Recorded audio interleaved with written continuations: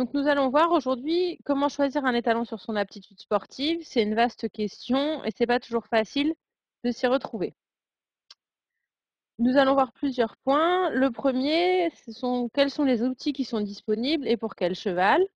Puis nous verrons ensuite comment l'indice de performance fait abstraction de toute la partie génétique d'un cheval, de ses origines, de sa production.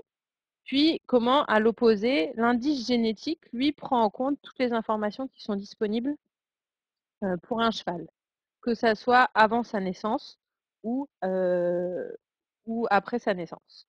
Puis enfin, nous verrons 2 outils qui sont en lien avec l'indice génétique. Le premier, il s'agit de la borne basse, qui donne lieu à ce qu'on appelle la classification génétique. Puis nous verrons un autre outil qui est plutôt pour ceux qui sont un peu joueurs, qui s'appelle les valeurs de Paris. Donc, quelques petits rappels de base. Aujourd'hui, nous avons plusieurs outils qui sont disponibles pour les chevaux, qui sont liés les uns aux autres. Nous avons, pour les chevaux dont on connaît la généalogie, des origines. Donc, pour notre étalon, qui est au milieu de l'écran, vous allez connaître sa mère et son père. Vous allez connaître les performances sportives qu'a potentiellement eu le père de l'étalon et les performances sportives qu'a potentiellement eu la mère de l'étalon. Et ensuite, notre étalon qui est étudié va pouvoir lui aussi avoir des performances sportives. À partir des performances sportives de chaque cheval, donc le père, la mère et l'étalon, il va être capable de leur calculer chacun un indice de performance. Autant d'indices de performance qu'ils vont avoir d'années en compétition.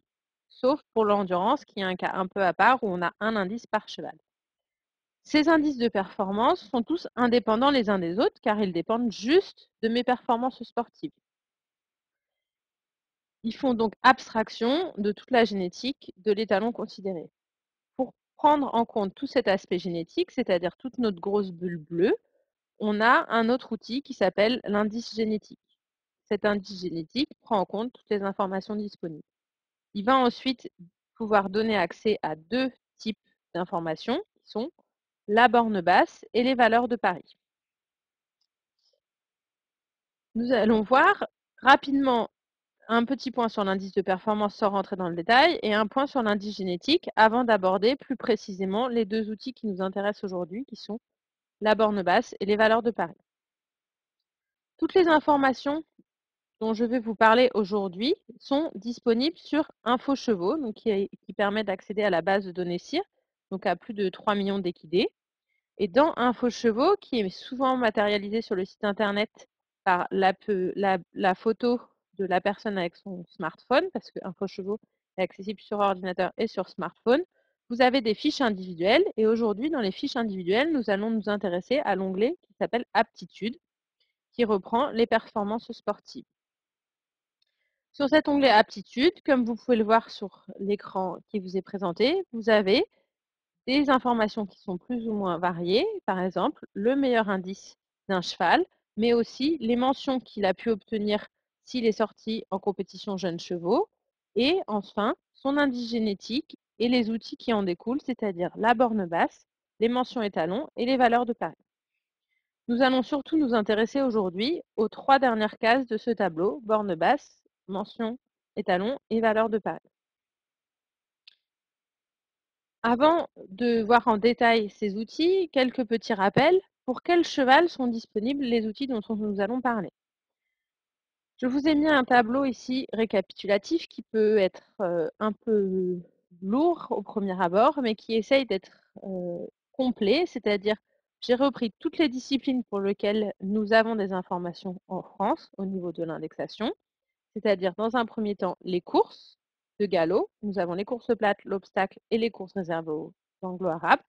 Pour ces données-là, nous calculons des indices de performance pour les anglos et les AQPS. Nous avons ensuite les courses au trot.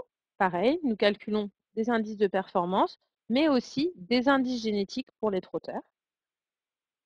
Et après, nous avons les 3 disciplines olympiques, complet CSO dressage, qui sont calculés soit pour les chevaux, soit pour les poneys, à partir des données de la Fédération française d'équitation, qui permettent de donner un indice de performance et un indice génétique. Attention, il se peut que certains poneys aient des indices génétiques ces indices génétiques ne prennent en compte que leurs résultats dans les épreuves chevaux. Il n'y a pour le moment pas d'indice génétique propre aux épreuves poneys. Enfin, dernière discipline pour laquelle nous avons des indices en France, il s'agit des raids endurance. Donc c'est pour tous les équidés qui ont couru une fois sur 90 km libres, nous avons un indice de performance. Et pour tous les équidés chez qui on retrouve au moins un ascendant ou un descendant ayant couru en endurance, on peut avoir un indice génétique. Donc c'est un tableau un petit peu récapitulatif de tout ce qui se fait aujourd'hui en indexation en France. Si vous n'avez pas le temps de noter, ne vous inquiétez pas, vous pourrez télécharger le support en fin de présentation. Donc, on a vu où trouver les informations et pour quel cheval. Un exemple d'information que vous pouvez trouver, certains chevaux tournent dans plusieurs disciplines. Par exemple, ici, j'ai pris un exemple d'un anglo-arabe qui a tourné en CSO, en CCE, mais qui a aussi couru en course. Donc, vous voyez qu'on a des informations sur ce cheval-là dans ces trois disciplines. En course plate, il a un indice de performance. En concours complet, il a un indice en concours complet de performance et un indice génétique.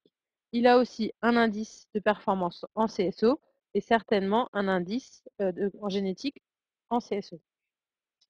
Autre exemple, un trotteur, donc normalement destiné à faire de la course. Il a effectivement testé en course, car on voit ici qu'il a des indices course, mais ce cheval a eu une deuxième carrière. Il a ensuite fait du CSO et du concours complet, et on voit qu'on a une information pour le CSO et le concours complet.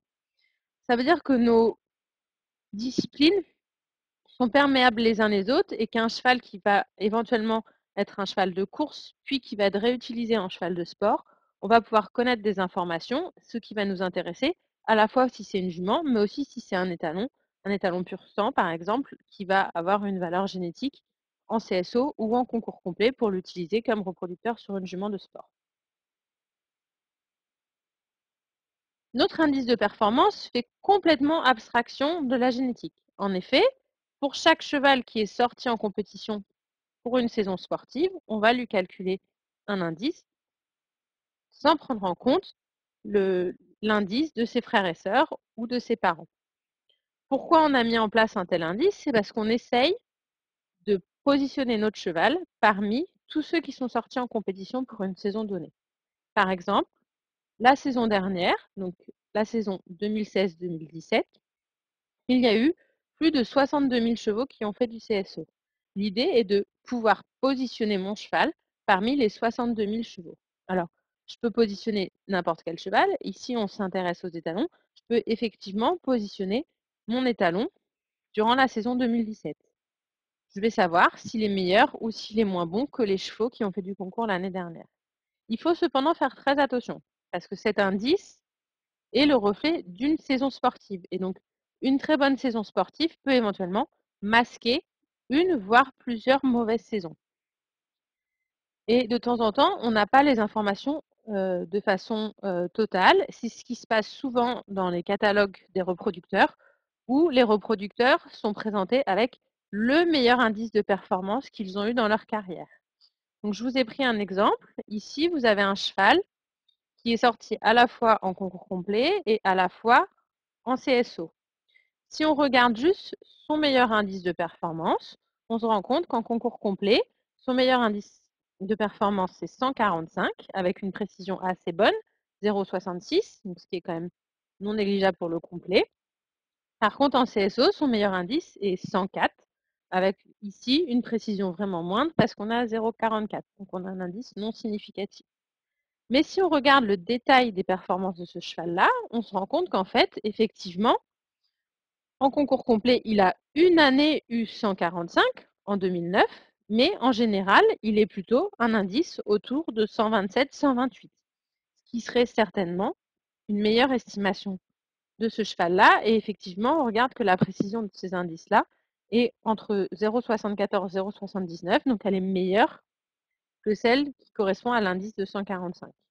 Idem pour le CSO, on a des indices qui sont autour de 80, avec un meilleur indice à 104.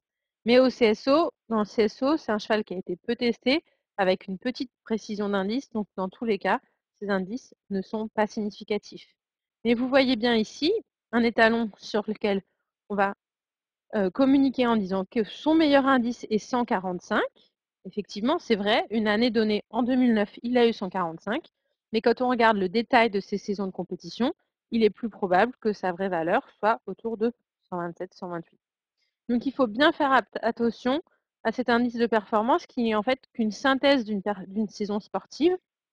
Et il faut ne pas hésiter à aller sur InfoChevaux, regarder le détail des performances de cet étalon, plutôt le détail de la synthèse, parce qu'effectivement, éplucher tout le listing de concours, c'est très long, très exhaustif, et on ne sait pas toujours quelle est la valeur des concurrents qui nous ont battus ou que l'on a battus. Donc cet indice de performance est quand même assez utile parce qu'il nous permet d'avoir la synthèse des résultats et que dans certaines disciplines, comme les courses plates par exemple, on n'a pas accès à un indice génétique. Mais en général, quand on choisit notre étalon, on essaye de choisir un étalon sur ses aptitudes sportives, mais aussi sur sa génétique. Donc on va voir comment prendre en compte cet aspect-là. Le deuxième outil qui reprend l'outil précédent, c'est l'indice génétique. Et cette fois-ci, il prend en compte toutes les informations disponibles pour mon cheval, c'est-à-dire la performance de mon cheval, quelles que soient les saisons. Donc plus il a fait de saison, plus on aura d'informations sur ses performances, mais aussi la performance de mes apparentés, c'est-à-dire de mes ascendants, mon père, ma mère, mes potentiels demi-frères et sœurs, mais aussi des descendants, si c'est un étalon qui est âgé et qui a eu des produits qui ont été testés en compétition. En plus de ces informations-là, le modèle de l'indice génétique prend en compte le sexe, l'âge, parce qu'effectivement, on ne va pas attendre les mêmes performances d'un cheval de 4 ans que d'un cheval de 5 ans, les années de performance, et puis, enfin, pour un étalon, si on prend en compte ses descendants, on va aussi prendre le niveau génétique des mères de ces produits, parce qu'effectivement, produire avec une mère qui a un fort potentiel génétique ne va pas forcément donner un produit qui a la même performance sportive que produire avec des mères qui ont un faible niveau génétique et du coup, l'indice va pouvoir permettre de corriger tout cela. Mon indice génétique, il va pouvoir varier dans le temps parce qu'effectivement, quand j'ai un jeune étalon, on ne connaît pas encore la valeur de ses descendants, on connaît peut-être peu d'années de performance. Plus on va aller dans le temps, plus il va avoir d'années de performance, plus il va avoir de descendants et plus cela va permettre d'estimer de façon fiable l'indice génétique. Et donc, notre indice va varier avec une précision, ici le CD, qui va se rapprocher de plus en plus de 1, c'est-à-dire d'une précision de plus en plus proche de 100%. Par conséquent, comme notre indice évolue, seul l'indice le plus récent sera publié, ce qui permettra d'avoir l'information la plus fiable. Alors, on a un indice génétique, on a des indices de performance. Un indice de performance, plus il est élevé, plus je suis performant. Un indice génétique, plus il est élevé, plus j'ai un potentiel génétique qui va me permettre d'être performant. Il faut mettre en adéquation les deux. Et effectivement, quand on regarde notre population, on se rend compte que notre indice génétique est une bonne prédiction de notre performance. Donc ici, vous avez la répartition des indices génétiques, donc les valeurs qui sont en bas, de moins 24 à plus 24, des indices génétiques des chevaux à l'âge de 3 ans, donc c'est-à-dire avant même qu'ils aient une performance en compétition. Vous avez deux groupes de population, une population qui a des indices génétiques assez faibles, qui potentiellement pas sélectionnés pour faire du CSO, et une population qui a des indices génétiques qui vont aller de plus en plus fort, qui sont potentiellement les chevaux sélectionnés pour faire du CSO. Pour avoir un ordre de grandeur, les chevaux avec un indice génétique au-dessus de 20 représentent 2% de la population. Cet indice génétique, à la naissance, c'est-à-dire avant mes performances sportives, on va le mettre en face de notre indice de performance à l'âge de 8 ans, c'est-à-dire une fois que notre cheval a fini sa formation avec le cycle jeunes chevaux, 4, 5, 6, et éventuellement la première année de 7 ans. Donc, on va regarder si effectivement j'ai une adéquation entre les deux. Et en superpositionnant les deux courbes, donc vous avez votre indice de performance qui est la courbe grise, on se rend compte que plus je vais vers la droite, c'est-à-dire plus mon indice génétique est élevé, avant même que j'ai des performances, plus mon indice de performance est élevé. C'est-à-dire qu'il y a une bonne adéquation, que si je nais avec un indice génétique élevé, j'ai de grandes chances de pouvoir obtenir un indice de performance élevé au cours de ma saison de compétition, de mes saisons de compétition. Attention, ce sont des statistiques.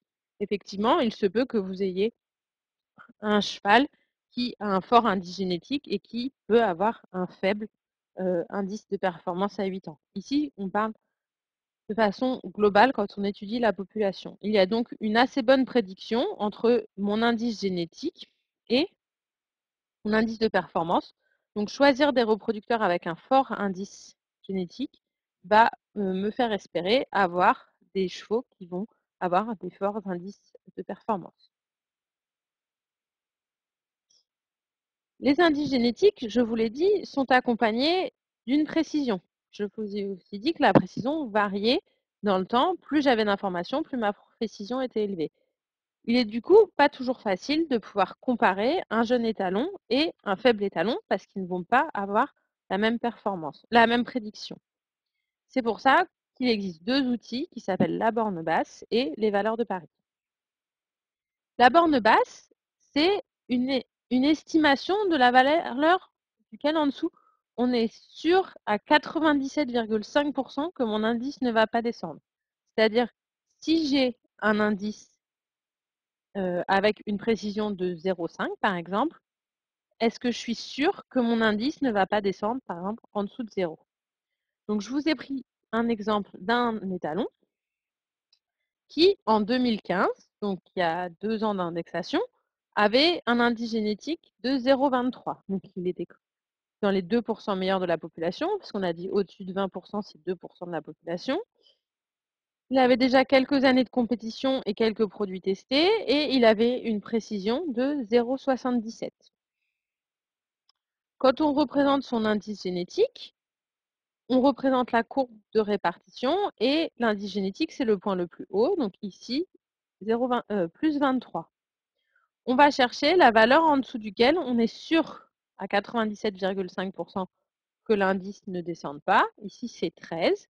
Donc, on est sûr que son indice, il est compris entre 13 et si on fait par transposition, entre 13 et 34. Donc, mon cheval a une valeur génétique comprise entre 13 et 34, même si la plus probable, en 2015, au vu des informations qu'on avait, c'était 23. On va regarder 2 ans plus tard, qu'est-ce qui s'est passé pour le même cheval. On a continué à avoir des informations sur sa descendance, donc on a gagné en précision, c'est-à-dire qu'on est passé de 0,77 à 0,93. En revanche, ces produits en compétition ont été moins performants que ce qu'on estimait, on a donc un indice génétique qui a diminué. On est passé à plus 18. Donc on a donc toujours un indice qui effectivement a diminué, mais qui était supérieur à la première borne basse qu'on avait prévue il y a 2 ans. Et quand on regarde ce cheval-là, on se rend compte qu'effectivement, en plus, lui, sa borne basse n'a pas bougé. On est toujours sûr que même si son indice peut potentiellement continuer à descendre, il sera toujours supérieur à 13. Cette borne basse, elle permet de faire abstraction de la précision. Si vous avez remarqué, la courbe ici avec une faible précision était une courbe assez longue, qui était assez plate, et donc avec une grande étendue, une grande variation dans les valeurs d'indice génétique, alors que quand on a gagné en précision, la courbe est devenue beaucoup moins sur une plage de valeur beaucoup plus faible, alors qu'en fait, l'air sous la courbe, donc l'air en vert ici et en bleu, fait exactement la même taille que sur la courbe précédente. On a donc gagné en précision sur la valeur génétique de mon étalon. Cet outil, la borne basse, permet de comparer 2 étalons. Par exemple, ici, vous avez un étalon qui est assez âgé, sur lequel on a beaucoup d'informations, donc avec une précision de 0,98 et un indice génétique de 25. Vous avez de l'autre côté un jeune étalon avec une précision plus faible, 0,56 et la même valeur d'indice génétique. On peut comparer ces 2 étalons et on voit que L'étalon âgé a une borne basse de 22, c'est-à-dire qu'on est sûr qu'il ne descendra pas en dessous de 22, sûr à 97,5%. Par contre, le jeune étalon, attention, il a effectivement un indice génétique de 25, mais comme sa précision est assez faible, il a une borne basse de 11. Donc, ça nous permet de comparer deux étalons, un jeune et un vieux, en faisant abstraction de la précision qui est liée à leur indice génétique. Cette borne basse, elle a donné lieu à une classification qui est basée sur la valeur de la borne basse, avec des termes qui ont été suggérés, mais qui permettent d'avoir une idée pour le CSO, le dressage et le complet, en fonction des bornes basses de nos étalons. Donc, un étalon qui est au-dessus de 15, par exemple, est dit élite, et un étalon qui est au-dessus de 0, mais en dessous de 7,5, est dit améliorateur. Donc, on a chaque valeur de borne basse, un terme qu'on peut mettre en évidence, et ça nous permet, sur InfoChevaux, de retrouver, en plus de l'information de la borne basse, donc ici, vous allez avoir une borne basse et puis sa traduction en mention étalon pour qu'elle soit facilement compréhensible. La borne basse, c'est un outil qui permet de comparer, éventuellement de prendre des vieux étalons, mais qui ne va pas forcément permettre de faire du progrès génétique parce qu'elle favorise un petit peu les vieux étalons. À indice égal, on a vu ici qu'effectivement, à indice égal, le vieil étalon est favorisé par rapport à l'étalon plus jeune. Ça favorise les vieux étalons, du coup, ça allonge l'intervalle de génération, et ce qui n'est pas forcément bien quand on veut faire de l'amélioration génétique. Donc, un deuxième outil qui va donc plutôt favoriser les jeunes étalons cette fois-ci, ce sont les valeurs de Paris. Les valeurs de Paris, contrairement à la borne basse qui prédisait à 97,5% notre indice en dessous duquel on ne va pas descendre, les valeurs de Paris, elles, donnent la probabilité d'être parmi les 2% meilleurs de la population, avec des seuils qui sont fixés par race. Pour les sels français, c'est un indice génétique de plus 21, et pour les anglo-arabes, c'est un indice génétique de plus 10. Donc, on va essayer de calculer à quelle chance j'ai d'être parmi les 2% meilleurs de la population, et quelle chance l'étalon a d'être parmi les 2% meilleurs. Donc, je vous ai pris ici l'exemple d'un étalon qui est approuvé à la fois en sel français et à la fois en anglo-arabe. C'est pour ça qu'il a deux valeurs de Paris. Et en fait, on va essayer de calculer toute l'aire qui est sous la courbe, donc que vous voyez ici en couleur, au-dessus de la valeur seuil pour la race considérée. Donc, pour les sels français, notre valeur seuil est une valeur de 21, donc qui est ici. Donc, je vais calculer toute l'aire bleue, qui va être ma probabilité d'être au-dessus de 21, qui va me donner une valeur de Paris de 45%. Donc, pour ce cheval-là, j'ai 45% de chance d'être parmi les 2% meilleurs sels français. Pour les anglo-arabes, notre seuil de valeur de Paris est 10. Je vais donc calculer toute cette aire en dessous de la courbe, la zone rayée et la zone bleue. Et là, j'ai 92% de chance d'être parmi les 2% meilleurs anglo-arabes pour cet étalon-là. Donc, cette valeur de Paris va être une prédiction et être un petit peu un pari vers l'avenir pour essayer d'utiliser des jeunes étalons, alors que la borne basse et le système de classification favorisent plutôt les vieux étalons. Si on devait résumer, et si on avait seulement quelques informations à retenir, c'est que l'indice de performance, c'est un indice pour les performeurs et les compétiteurs qui peut faire abstract. Le meilleur indice peut obstruer et cacher des contre-performances. Il vaut mieux, pour les reproducteurs, utiliser l'indice génétique, qui est la meilleure estimation génétique de mon reproducteur, en prenant en compte toutes ces années de performance, toutes les années de performance de ces produits, de ces apparentés. Le BSO, nous l'avons vu, est quand même un bon prédicteur de notre indice de performance. Donc, plus j'ai un indice génétique élevé, plus j'ai de chances d'avoir un indice de performance élevé quand mon cheval aura l'âge de concourir. Si je veux raisonner mes croisements sans risque, je vais préférer utiliser la borne basse, c'est-à-dire des étalons qui ont une bonne borne basse, donc avec lequel je suis sûre à 97,5% que leur indice ne va pas descendre en dessous. Par contre, si je veux prendre un peu de risque et faire un pari vers l'avenir pour utiliser des jeunes reproducteurs et augmenter le progrès génétique tout en réduisant mon intervalle de génération, je vais là pouvoir utiliser les valeurs de pari. Et enfin, dernière info à retenir, la France est un des pays dans lequel on joue le plus la transparence, sur lequel tous les résultats sont publiés, que ce soit les bons comme les mauvais, ce qui n'est pas le cas dans tous les pays européens, et un endroit fiable pour retrouver toutes les informations sur les indices génétiques, les généalogies et les indices de performance. Il s'agit de la base de données InfoChevaux. J'en ai terminé. Vous allez pouvoir retrouver les prochaines webconférences qui concernent les papiers du cheval mardi prochain et puis un cycle qui va commencer sur les événements sportifs qui commencera à partir de jeudi 1er mars. Si vous avez des questions, vous pouvez les poser via le chat.